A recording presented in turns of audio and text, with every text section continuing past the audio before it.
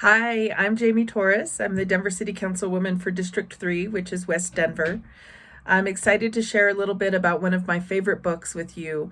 It is called Me Ultima by Rudolfo Anaya. This book is about Antonio, who's 6 years old and growing up in New Mexico. It is about his family, but it's also about everything that's going on around him. This book speaks to me because my family is originally from New Mexico, and Rodolfo Anaya describes beautifully the community and the land and the magic that New Mexico has. It helped me picture what my family generations ago might have been like in Las Cruces or Las Vegas, New Mexico. I want to read a couple passages that Rodolfo Anaya has in the book that describes this. The first is, he spoke in Spanish, and the village he mentioned was his home. My father had been a vaquero all his life, a calling as ancient as the coming of the Spaniard to Nuevo Mexico. Even after the big rancheros and tejanos came and fenced the beautiful llano, he and those like him continued to work there. I guess because only in that wide expanse of land and sky could they feel the freedom their spirits needed.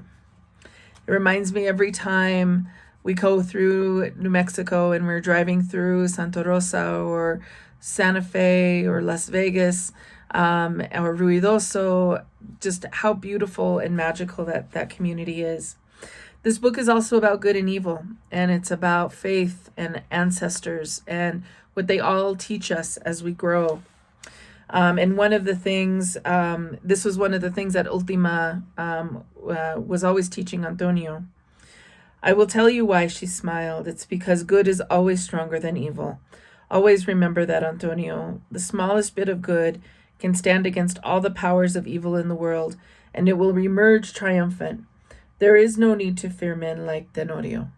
You will learn who Tenorio is when you read this book. You will also learn more about Ultima, who the book is named after, and what she teaches Antonio about himself, but also about his community. And that is what Ultima tried to teach me, that the tragic consequences of life can be overcome by the magical strength that resides in the human heart. All of August, I worked in the fields and orchards. I worked alongside my uncles and cousins, and their companionship was good. Of course, I missed my mother and Ultima, and sometimes the long gray evenings were sad, but I learned to be at ease in the silence of my uncles, a silence steeped as deep as a child's. I watched closely how they worked the earth, the respect they showed it, and the way they cared for living plants. Only Ultima equaled them in respect for the life in the plant.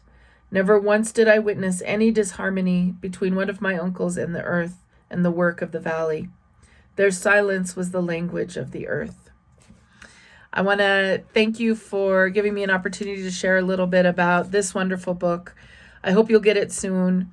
Thank you to Hope Communities and to the Denver Public Library always for giving me an opportunity to go places even when I'm home. Thank you.